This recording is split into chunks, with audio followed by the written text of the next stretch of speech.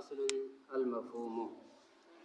یہاں سے مصنف علیہ رحمت لفظ کے دوسرے تقسیم کرتے ہیں، مفرد کے دوسرے تقسیم کر رہے ہیں. پہلے تقسیم بھی ہو گئی ہے، اب یہ دوسری تقسیم ہے. بتایا تھا پہلے جو تقسیم لفظ کے انہوں نے کیا ہے مفرد مرکب، وہ بالذات اور اولاً ہے. یہاں سے جو تقسیم کریں گے کلی اور جزئی کا، یہ ثانیاً اور بالعرض ہے. کیا مقصد کہ وہ بالذات اور اولاً ہے، مراد یہ ہے کہ مفرد مرکب لفظ کے بلا واسطہ صفت ہے. لفظ کے صفات مفرد مرکب بلا واسطہ ہے، ڈائریکٹ ان کے صفت بن رہے ہیں، اس لیے وہ تقسیم بالذات ہے.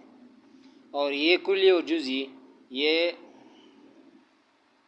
مفرد کے بالذات صفات نہیں بن رہے ہیں، صفت نہیں بن رہے ہیں، بلکہ بواسطہ معنی کے یہ یہاں پر جو لفظ کے صفت بن رہے ہیں، مفرد کے صفت بن رہے ہیں، لفظ کے صفت بن رہے ہیں. اس وجہ سے یہاں پر یہ تقسیم کلی جزئی والا یہ ہو جائے گا بالعرض اور ثانیہ. یعنی یہ الفاظ کے صفات نہیں ہے، لفظ کے صفت میں سے نہیں ہے، بلکہ لفظ کے صفت بن رہے ہیں لیکن معنی کے واسطے سے. لہٰذا یہ تقسیم جو ہوگی یہ ثانیاً کہیں گے اس کو اور بالعرض کہیں گے، یعنی بیچ میں واسطہ آ رہا ہے.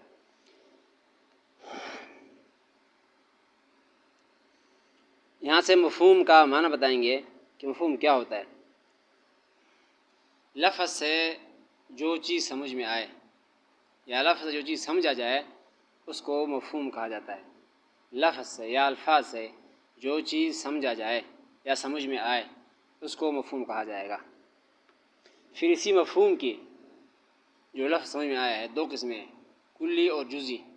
اسی مفہوم کے یعنی جو کچھ لفظ سے حاصل ہوا ہے، لفظ سمجھ میں آیا ہے، اس کی دو قسمیں کلی اور جزئی. کلی جزئی کسے کہا جائے گا؟ مفہوم کے کثیرین پر صادق آنے کو عقل جائز رکھے تو کلی کہلائے گا. مفہوم کے کثیرین پر صادق آنے کو عقل یہاں پر جائز رکھے تو اس کو کہا جائے گا کلی. یعنی یہ جو مفہوم ہے اس کا ہم تعریف کر دیا، لفظ سمجھ میں آنے والا، اس کے کثیرین پر صادق آنے کو عقل جائز رکھے تو کلی بن جائے گا، اور اس کے کثیرین پر صادق آنے کو عقل جائز نہ رکھے تو یہ جزئی بن جائے گا. یعنی جو مفہوم میں حاصل ہوا ہے لفظ سے، وہ مفہوم اگر عقل اس کو یہاں پر جو ہے کثیرین پر بہت ساری چیزوں پر صادق آنے کو جائز رکھتا ہے تو یہ بن جائے گا کلی. اگر بہت ساری چیزوں پر صادق آنے کو جائز نہیں رکھتا تو یہ بن جائے گا جزئی.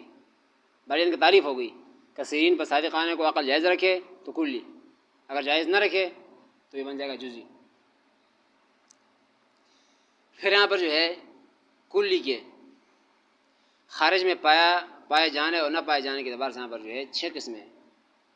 کلی کے خارج میں پائے جانے اور نہ پائے جانے کے اعتبار سے 6 قسمیں ہیں. یہ جو کلی ہم پڑھیں گے اس سبق میں آئے گا، سبق میں بھی آئے گا. بہرحال خلاصے کے طور پر اس کی 6 قسمیں بنتی ہے. کلی کے افراد کے خارج میں پائے جانے نہ پائے جانے کے اعتبار سے 6 قسمیں بنتی ہے.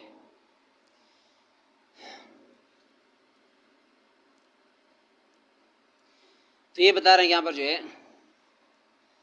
کلی کے خارج میں پائے جانا یا نہ پائے جانے کے اعتبار سے قسمیں ہیں. تو کہتے ہیں کلی کے خارج میں پایا جانا ممتنع ہوگا یا ممکن ہوگا. کلی کے افراد کا خارج میں پایا جانا ممتنع ہوگا یعنی منع ہوگا یا ممکن ہوگا. اگر کلی کے افراد کا خارج میں پایا جانا ممتنع ہو تو یہ پہلا قسم ہے، جیسے ذاتی باری تعالیٰ. اس کے یہاں پر جو ہے کلی کے خارج میں پایا جانا یہاں پر جو ہے یہ ممتنع ہے، جیسے ذاتی باری تعالیٰ. اور اس کے یہاں پر جو ہے خارج میں پایا جانا ممکن ہو تو پھر دوبارہ سے خالی نہیں ہے، وجود بھی ہوگا یا نہیں ہوگا. خارج میں پایا جانا ممکن تو ہے لیکن وجود نہ ہو تو یہ دوسرا قسم بن جائے گا، جیسے عنقا اور جبل من الیاقوت. عنقا ایک پرندہ ہے، صرف یہاں پر جو ہے یہ کتابوں میں آپ نے پڑھ لیا ہوگا، کہیں اس کا وجود نہیں ہے تو ممکن ہے کیونکہ اس تعریف ہو رہی ہے تو اس کا کہیں نہ کہیں ہوگا یا تھا کسی وقت میں. یہاں پر جو ہے اس کا خارج میں وجود ممکن ہے لیکن موجود نہیں ہے. یہ دوسرا قسم ہے عنقا، یا جیسے کہا جاتا ہے کہ یہاں پر جو ہے سونے کا پہاڑ، جبل من الیاقوت، یاقوت کا پہاڑ، تو ہونا تو ممکن ہے لیکن کہیں نظر نہیں آیا. کہیں ہوگا لیکن یہاں پر ہم نے کبھی دیکھا بھی نہیں اور پتہ نہیں ہے نہیں. یہاں پر جو ہے جنت میں تو ہوگا لیکن دنیا منطق دنیا میں پرندہ ہے، پرندہ ہے، عنقا پرندہ ہے. لیکن اس کی مثال دی جاتا ہے یہ تو عنقا ہو گیا، مطلب ہے کہ صرف نام ہی ہے، باقی اس کا کہیں وجود ہم نے دیکھا نہیں اور کس طرح کا ہوتا ہے یہ نہیں پتا. ہاں بس خیالی بارہ پر جو ہے اس کا وجود ممکن تو ہے لیکن ہے ہی نہیں ہے. تو دوسرا قسم بن گیا کہ کلی کے یہاں پر جو خارج میں پایا جانا ممکن تو ہو لیکن پایا نہ جائے، تو یہ اس کی مثال ہو گیا عنقا اور جبل من الیاقوت. اور خارج میں پایا جانا ممکن بھی ہو اور اس کا وجود بھی ہو تو پھر دعا خری نہیں ہے. وجود نہ ہو تو پھر تو ہو گیا ہے دوسرا قسم، اور وجود بھی ہو ممکن بھی ہے، وجود بھی ہو تو پھر دعا خری نہیں ہے. امکان غیر کے ساتھ ہوگا پایا جائے گا یا امتناع غیر کے ساتھ پایا جائے گا. امکان غیر کے ساتھ پایا جائے گا یعنی یہ فرق تو پایا جا رہا ہے لیکن امکان غیر کے ساتھ پایا جائے گا یا امتناع غیر کے ساتھ پایا جائے گا. اگر امتناع غیر کے ساتھ پایا جائے تو یہ تیسرا قسم بن جائے گا، جیسے کیا نام ہے واجب الوجود. واجب الوجود یہ امتناع غیر کے ساتھ پایا جاتا ہے ممکن بھی ہے پایا بھی جاتا ہے لیکن امتناع غیر ہے، غیر کے ساتھ منع ہے کیونکہ اللہ تعالیٰ کے لیے استعمال ہوتا ہے واجب الوجود. اور امتناع غیر کے ساتھ نہ ہو بلکہ امکان غیر کے ساتھ ہو تو پھر یہ چوتھا قسم بن جائے گا. جیسا کہ یہاں پر جو ہے سورج کا وجود بھی ہے لیکن غیر کا ہونا ممتنع نہیں ہے، ہو سکتا ہے کوئی اور بھی جیسے روشنی نکل آ جائے کہیں سے. اور اگر بہت سارے افراد ہوں خارج میں، یہ تو فرد بیت کے بارے میں تھا، بہت سارے افراد ہوں تو پھر متناہی ہوں گے یا غیر متناہی ہوں گے. اگر وہ متناہی ہو تو یہ پانچواں قسم بن جائے گا، جیسے کواکب سیارہ 5 ستارے، یہ افراد بھی زیادہ ہیں اور متناہی بھی ہے، اس کی انتہا بھی ہے 5 یہ.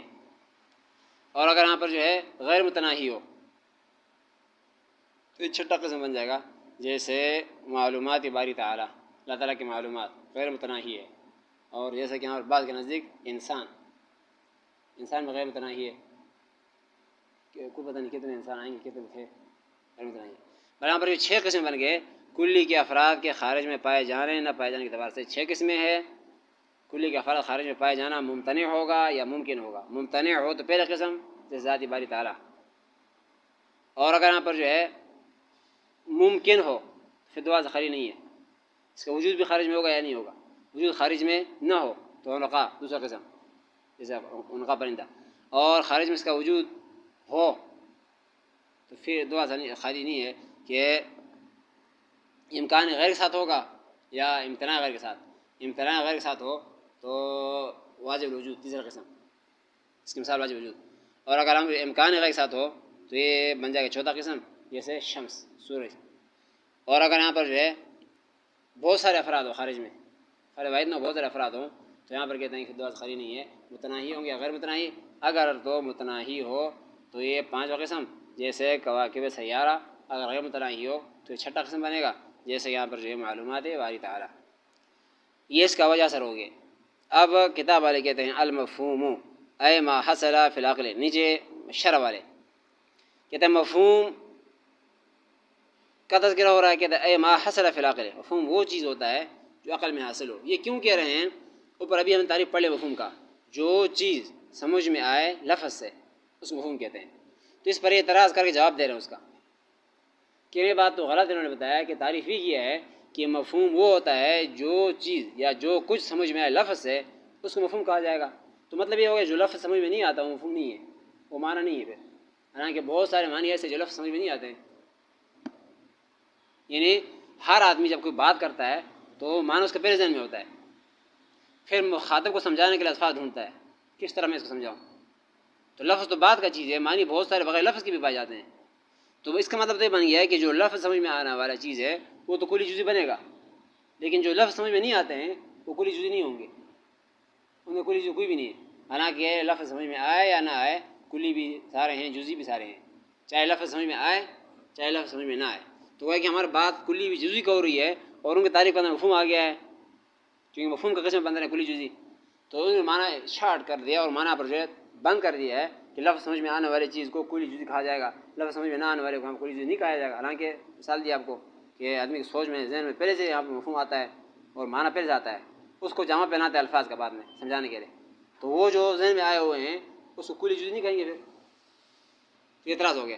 اس کا جواب دے رہے ہیں کہ اے ما حصل، کہتے ہیں وہ معنی چھوڑ دو، وہ نہ کرو، معنی کرو ما حصل فی العقل، کہتے ہیں ذہن میں جو کچھ حاصل ہو جائے اس کو مفہوم کہتے ہیں بس۔ اب ذہن میں جو کچھ حاصل ہو جائے، چاہے الفاظ سے حاصل ہوا ہو چاہے بغیر الفاظ حاصل ہوا ہو، چاہے ہم آپ کے دل سے خود ہی آیا ہو، الفاظ کے بغیر ہم ذہن میں آ گیا ہے، الفاظ ابھی تک اس کے ادا نہیں ہوئے، چاہے کسی نے کہا ہے الفاظ آپ نے سن کے اس کے ذہن میں آپ کا آ گیا ہے، بہرحال ذہن کا جو جس چیز کا حصول ہوگا اس کو مفہوم کہیں گے، چاہے سن کے ہو، چاہے دیکھ کے ہو، چاہے لفظ بولنے سے ہو، چاہے خود سوچنے سے ہو، برابر اے ما حصل فی العقل۔ اب یہ مفہوم کا تعریف عام ہو گیا ہے، جو کچھ عقل میں حاصل ہوگا اس کو مفہوم کہیں گے، لہٰذا اب یہاں پر کلی جزی عام ہو گئے ہیں، جو مفہوم لفظ سمجھ میں آئے وہ بھی کلی جزی ہے، جو لفظ سمجھ میں نہ آئے وہ بھی کلی جزی ہوگا۔ تو یہ بتا رہے ما حصل فی العقل واعلم ان ما یستفاد من اللفظ باعتبار انه مفہوم منه يسمى مفعول۔ اب آگے دوسرے بتا رہے ہیں کہ یہاں پر جو ہے کیونکہ ایک ہی ہے، تقریباً ایک ہی ہے، ان کا حواس ایک ہی ہے، نام الگ الگ ہے، اندر یہاں پر کیا نام ہے ذہن پھر مخصوص ہو جاتا ہے، عقل تھوڑا عام ہو جاتا ہے، پر قوت دونوں ایک ہی ہے۔ اب یہاں سے آگے بتا رہے ہیں کہ جو لفظ سمجھ میں آنے والی چیز کو مفہوم بھی کہتے ہیں، اسی لفظ سمجھ میں آنے والی چیز کو معنی بھی کہتے ہیں، مقصد بھی کہتے ہیں، مدلول بھی کہتے ہیں، مطلب یہ لفظ سمجھ میں آنے والی چیزیں سارے تعبیرات الگ الگ ہے، لفظ سے سمجھ میں آپ کو آ گیا تو آپ کو مفہوم کہتے ہیں، یہ میں فلاں حدیث کا مفہوم بیان کر رہا ہوں، یعنی الفاظ جو ہمیں سمجھ میں آیا وہ بتا رہا ہوں، مفہوم تفسیر، اور یہاں پہ اسی کو معنی بھی کہتے ہیں، اس کا معنی کر رہا ہوں، اسی کو مقصد بھی کہتے ہیں، اسی کو مدلول بھی کہتے ہیں، یہ چار قسم کے یہاں پر الفاظ ہوئے ہیں، تو بتا رہے ہیں کہ آیا یہ سارے ایک ہی، یہ بھی اعتراض کا جواب ہے کہ یہ سارے ایک چیزیں ہیں یا کوئی الگ الگ ہے، یہ لفظ سمجھ میں آنے سارے، مفہوم ہے، معنی ہے، مقصد ہے، مدلول ہے، چار چیزیں ہیں، یہ ایک ہی ہے یا الگ الگ ہیں؟ تو کتاب والے بتا رہے ہیں، اعتراض کرنے والے کو جواب دے رہے ہیں کہ یہاں پر ذات کے اعتبار سے ایک ہی ایک ہے، کوئی فرق نہیں ہے، ذات کے اعتبار سے یہ ایک ہے، اعتباری فرق ہے، اعتبار الگ الگ ہے، نسبت الگ الگ ہے، باقی یہاں پر چیز وہ ایک ہی ہے، چیز ایک مطلب ہے کہ لفظ سے ہی نکل رہا ہے، یہ کچھ سب کچھ لفظ کے پیدوار ہے، لفظ سے حاصل ہو رہے ہیں، لیکن یہاں پر جو ہے اعتباری فرق ہے، یہ بتائیں گے۔ وعلم جان تو ان ما یستفاد من اللفظ، جو کچھ حاصل ہو رہا ہے لفظ سے، وہ چار چیزیں بتائیں میں نے، یہ لفظ حاصل ہو رہے ہیں تو ذات کے اعتبار سے تو ایک ہی ہے، لیکن اعتباری فرق کیسے ہے؟ باعتبار انہ فہم منہ، کہ اس اعتبار سے کہ لفظ سے سمجھا گیا ہو تو اس کو مفہوم کہتے ہیں، اس اعتبار سے کہ لفظ سے سمجھا گیا ہے، جو چیز آپ نے لفظ سے سمجھا ہے اس کا مفہوم کہو گے، میں نے مطالعہ کیا اس کا مفہوم یہ ہے، لفظ الفاظ جو سمجھ آیا ہے اس کو مفہوم کہیں گے، اور اس اعتبار سے کہ لفظ سے جو مراد لیا گیا ہے تو اس کو مقصود کہیں گے اور معنی کہیں گے، لفظ جو مراد لیا گیا ہے اس کو مفہوم کہیں گے اور اس کو معنی کہیں گے اور مقصود کہیں گے، اور اس اعتبار سے کہ لفظ جس پر دلالت کر رہا ہو اس کو یہاں پر مدلول کہیں گے۔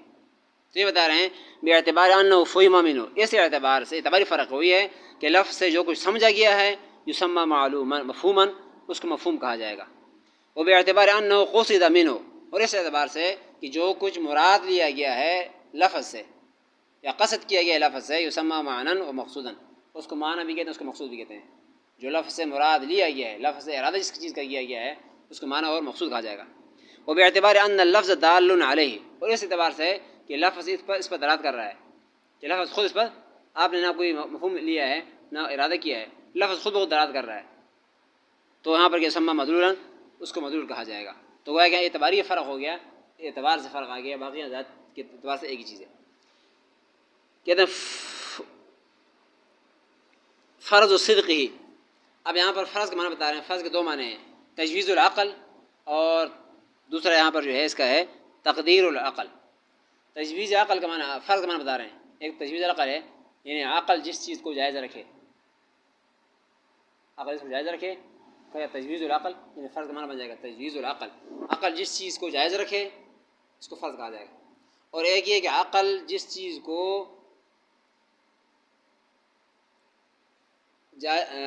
جس چیز کو یہاں پر جو ہے کیا نام ہے جائز جانے، جائز رکھنا اور ایک جاننا، تقدیر معنی جاننا ہوگا. عقل جس کو یہاں پر جو ہے جان ہے اس کو فرض کہا جائے گا. اب بتا رہے ہیں کہ یہاں پر جو اوپر بتایا ہے ان امتنع فرض صدق ہی، یہ فرض صدق کے معنی یہاں پر کیا ہے؟ تو یہ بتا رہے ہیں یہاں پر تجویز العقل ہے، یعنی عقل مفہوم بتا رہے ہیں کہ عقل جس کے کثیرین پہ صادق آنے کو جائز رکھے، جائز رکھنا، جاننا معنی نہیں کریں گے، جائز جاننا نہیں کریں گے بلکہ جائز رکھنا.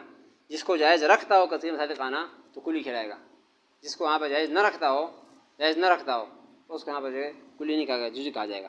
تو یہ بتا رہے ہیں کہ ہا ہونا بمعنی تجویز العقل ہے، یہاں پر تجویز العقل کے معنی میں ہے کہ عقل جس کو جائز رکھے کثیر میں صادق آنے کو تو کلی ہوگا. لت تقدیر، یہ تقدیر کے معنی میں نہیں ہے.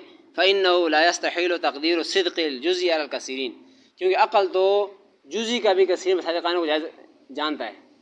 جاننا تو عقل یہ بھی کہتا ہے کہ جزئی بھی صادق بہت سارا بڑا ہے، لہذا پھر جزئی کلیہ کا ہو جائے گا. تو یہاں پر فرض کا معنی جائز رکھنا معنی کریں گے، جاننا نہیں کریں گے.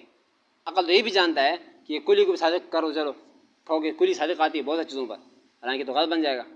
تو جاننے والی بات نہیں کریں گے یہاں پر. عقل جس کو کثیر میں صادق آنا جانے یہ نہیں کریں گے، بلکہ جس کو کثیر میں صادق آنا عقل جانے اس کو یہاں پر جو ہے فرض نہیں کہیں گے، بلکہ یہاں پر جو جس کو جائز رکھے تو جائز رکھتا ہے عقل صرف کلی کا کثیر میں صادق آنے کو جائز رکھتا ہے، جزئی کا نہیں رکھتا. یعنی عقل یہ نہیں مانتا کہ ایک چیز بہت سارے صادق آ جائے، لیکن یہاں پر جانتا ہے اس کو بھی ہے.